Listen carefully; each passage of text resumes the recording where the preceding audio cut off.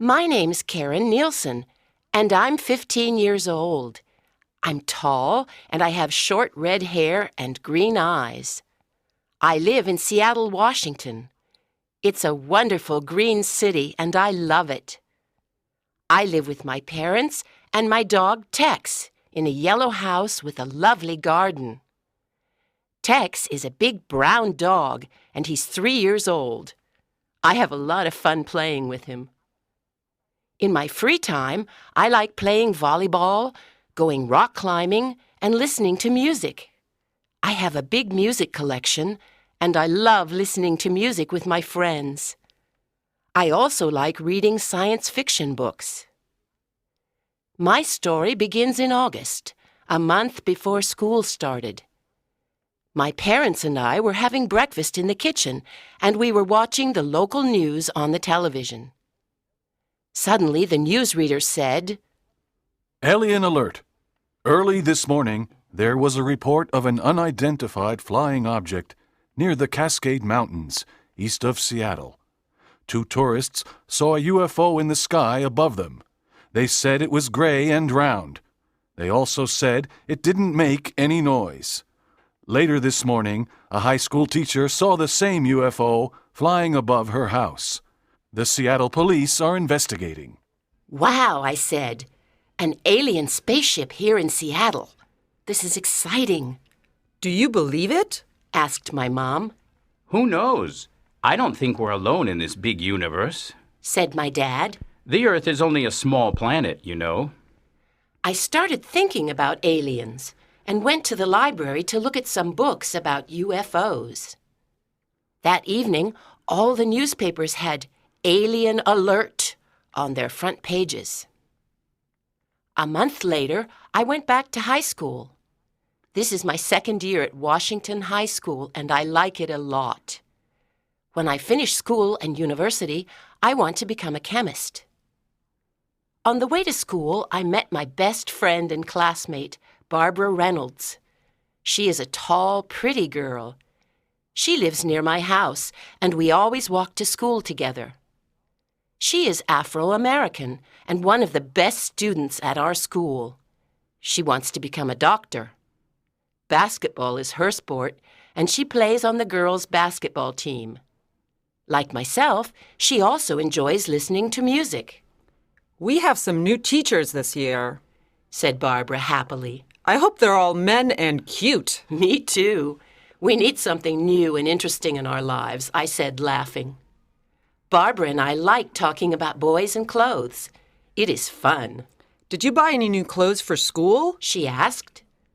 I bought these new jeans and this black belt, I said. The jeans look great with the pink t-shirt, she told me. I bought this new blue jacket and white trainers for the fall. Did you hear about the news about that UFO near the Cascade Mountains last month? I then asked. I was in California visiting my grandmother, so I didn't hear much, but I read about it online, said Barbara. People see at least one every month in the United States, but no one has ever seen an alien. Do you think they really exist? I asked. I don't think we're alone in the universe, she said. But it's a mystery. I agree. We got to school at 8:30 and went to our first class, science. There was a man of about 30 in the classroom. Hello, I'm Mr. Kent, your new science teacher, he said. Barbara and I looked at him. He was tall and quite slim. He had blonde hair and brown eyes. He was well-dressed and had a friendly face. We're lucky, whispered Barbara. He's really cute. You're right, I whispered, laughing. What's your name? He asked, smiling at me. Hi, I'm Karen Nielsen, I answered. Then he looked at Barbara and asked, And who are you? My name's Barbara Reynolds. At that moment, an airplane passed over our school and made a lot of noise. Everyone in class looked out of the window, but the sun was very bright in front of us, and it hurt our eyes. We turned away from the window, but Mr. Kent didn't. He looked directly at the airplane and at the sun. How strange, I thought. The sun doesn't hurt his eyes. When the science lesson was over, we went to the English lesson. The new teacher was a very thin man with black hair and green eyes. He had a small nose and a pale face. "What a strange teacher," I whispered to Barbara. Very strange, she whispered.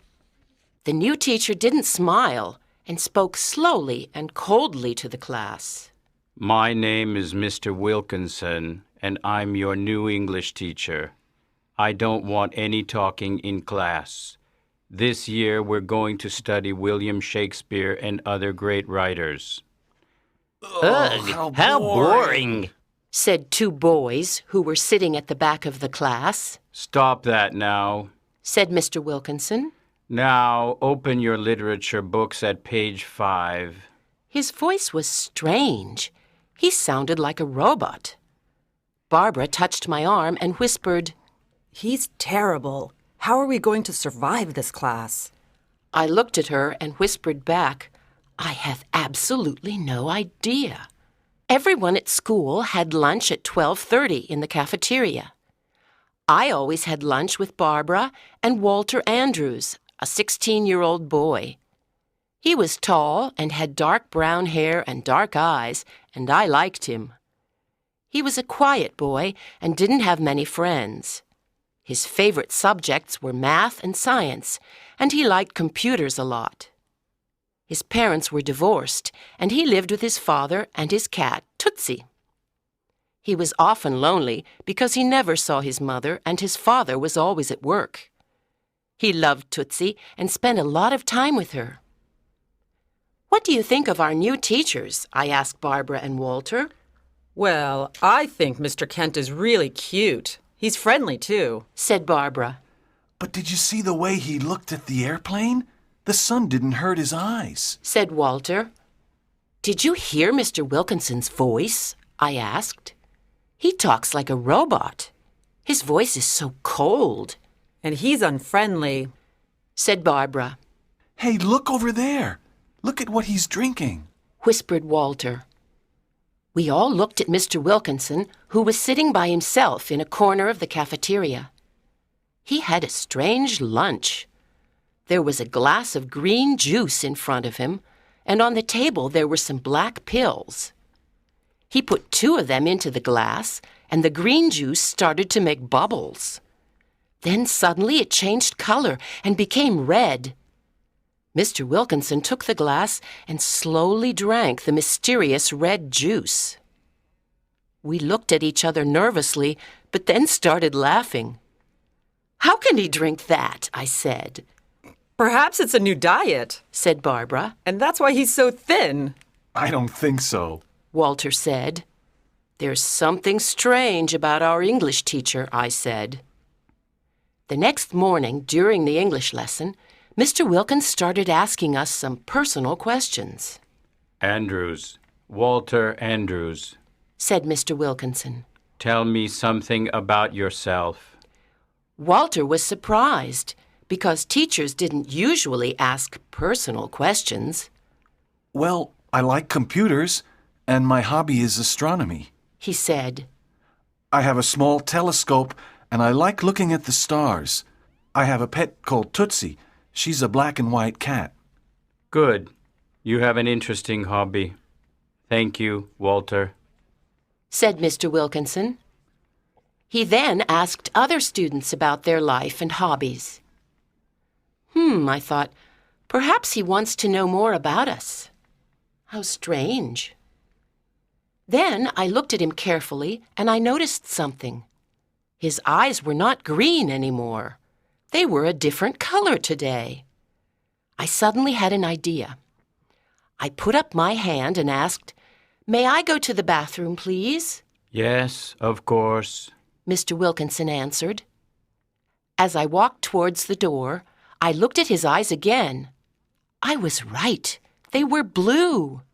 They looked like the sea. I was surprised and a little scared. That afternoon, I decided to go to Walter's house. He was sitting in front of his computer. He was very interested in aliens and life on other planets.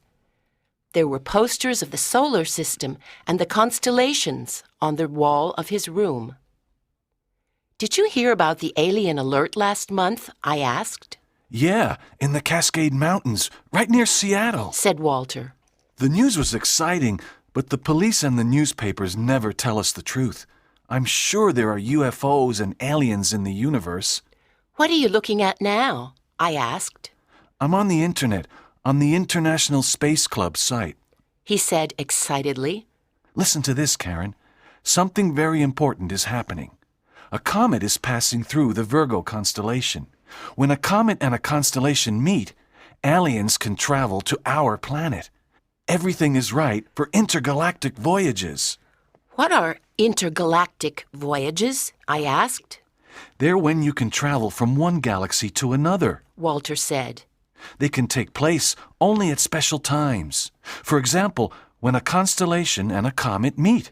Some people say aliens come to Earth to attack us, but I think they want to study us. "Wow, you know everything about space," I said.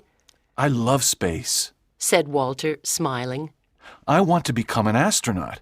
I want to go to another galaxy and perhaps meet aliens. "Wow, that's interesting and dangerous," I said, and started thinking. Suddenly, I had an idea. "Perhaps Mr. Wilkinson is an alien," I said slowly. What? He cried, looking at me. Oh, Karen, you read too many science fiction books. He's not an alien. "Well, his voice doesn't sound human. His eyes change color, and he has a very strange lunch," I said. What do you mean his eyes change color? He asked, surprised. "Didn't you notice?" I said. "Yesterday they were green, and today they were blue." Are you sure? He asked. "Of course I'm sure," I said excitedly. "Listen, Walter, there was a UFO sighting last month, and Mr. Wilkinson is a new teacher at Washington High. No one knows where he comes from. Perhaps he arrived on that UFO." Walter looked at me with his big, dark eyes and said, Well, it's possible. He has got a very strange face, and his voice is really cold. Perhaps he is an alien. And that's why he asked us those personal questions. He wants to study us. "Exactly," I said. "But let's study him too. We can follow him and see where he lives." Good morning. Mr. Kent said, smiling. Today we're going to the lab to do some practical work. The lab was a big room with long tables, chairs, and big cupboards. There were white mice in cages. When Mr. Kent walked by their cages, they all started running around and making a lot of noise. What's the matter? Laughed Mr. Kent, speaking to the white mice. Are you afraid of me? I won't eat you. Then he looked at the class and said, Today's lesson is about worms. I'm going to give you some worms, and you have to cut them in half. The two pieces can live and move by themselves. You'll see. I was not happy. I looked at my worm. It was long and green. I didn't want to cut it. Karen, are you afraid of your worm? Asked Mr. Kent, smiling. Give me your knife, and I can help you. His arm touched mine, and I got an electric shock. I jumped up from my chair. What's wrong, Karen? Asked Mr. Kent. "Oh, nothing, I said, trying to smile. He cut the worm and then walked to the next table to help other students.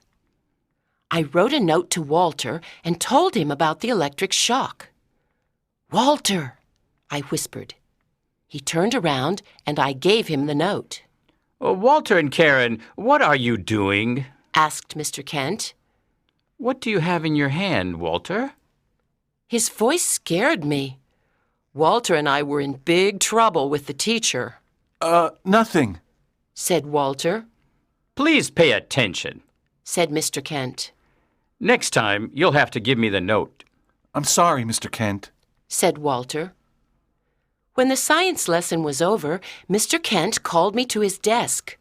Oh, no, I thought. I'm sorry I scared you during the lesson. 2 years ago, I had a bad car accident and lost my arm. My left arm is artificial. It's an electric arm. Sometimes it gives electric shocks. I was surprised and sorry. At lunch, I told Walter and Barbara about Mr. Kent's electric arm. They were both surprised. As we walked out of the cafeteria, we saw Mr. Wilkinson. Hello, Mr. Wilkinson, said Barbara. Oh, hi. He said, looking at us. His eyes were green again, but I didn't say anything. At 3:30, Walter and I ran out of the school and waited for Mr. Wilkinson to walk by. We saw a lot of students and teachers, but we didn't see him. Finally, we saw him walking down the street, and we followed him silently. He lived near the school in a pretty white house. There was a small garden around it and a big tree near the front door. He walked into his house, and we went quietly to a window and looked inside. He put some books on the kitchen table and opened the refrigerator. He took out a bottle of the horrible green juice and put it on the table. Then he went upstairs. Oh, no, said Walter. he went upstairs. No problem, I said. I can climb up this tree. Are you sure? Asked Walter, surprised. Of course, I said, laughing. Don't forget, I go rock climbing. Well, be careful, Karen, said Walter. I climbed up the tree, and I could see Mr. Wilkinson's bedroom. What's happening? Whispered Walter. He's in his bedroom, and he's sitting in front of a mirror, I whispered back. His hands are on his hair. Oh, no! What? Tell me. Asked Walter. I continued looking into the house. Mr. Wilkinson was now completely bald. I felt cold. Suddenly, I saw my face in Mr. Wilkinson's mirror, and he saw it too. He turned around and looked at me. I was terrified, and I didn't know what to do. I could not run away because I was at the top of a big tree. But Mr. Wilkinson didn't look angry. He looked sad. He walked over and opened the window. Karen, what are you doing up this tree? He asked. Please climb down, he said. I want to talk to you. I climbed down the tree, and Walter was waiting for me. He looked very worried. Come on, Karen, let's run away, he said. No, Walter, we can't, I said. Mr. Wilkinson wants to talk to us. Mr. Wilkinson came out of his house and stood in the garden. You students think I'm strange, he said quietly. I can understand why. Walter and I were terrified. Let me tell you my story. Last year, my doctor told me I was very ill. I had cancer. Oh, how terrible! I'm really sorry, I said. Yes, it was terrible. I had an operation and then chemotherapy. After the operation, I lost my voice, so now I speak with a type of artificial voice. That's why my voice sounds strange. I lost all my hair from the chemotherapy, so now I wear a wig. Oh, we didn't know, said Walter. Mr. Wilkinson, we're very sorry about our terrible behavior, said Walter. Yes, please forgive us, I said. Oh, don't worry. I am getting better now, which is good, he said quietly. May I ask you a question? Walter said. Of course. What's that green juice you drink at lunch? Walter asked. He smiled and said, The green juice and the black pills are medicines. But why do your eyes change color? I asked. So you saw that, did you? You kids see everything, said Mr. Wilkinson. I wanted to do something different, so I bought a pair of colored contact lenses. I thought a new look could make me feel better. Did the contact lenses make you feel better? I asked. Mr. Wilkinson looked at me and smiled. A little. It was nice having something different for a day, but it's my job that is really making me feel better. You like your job, don't you? Asked Walter. I love my job, said Mr. Wilkinson, smiling. It's wonderful to work with young people like you. Do you like Seattle? I asked. Yes, I do, said Mr. Wilkinson. It's a beautiful city with lots of parks and fun things to do, and I'm starting to make a few friends. Good, I said, smiling. Welcome to the Emerald City. We all laughed.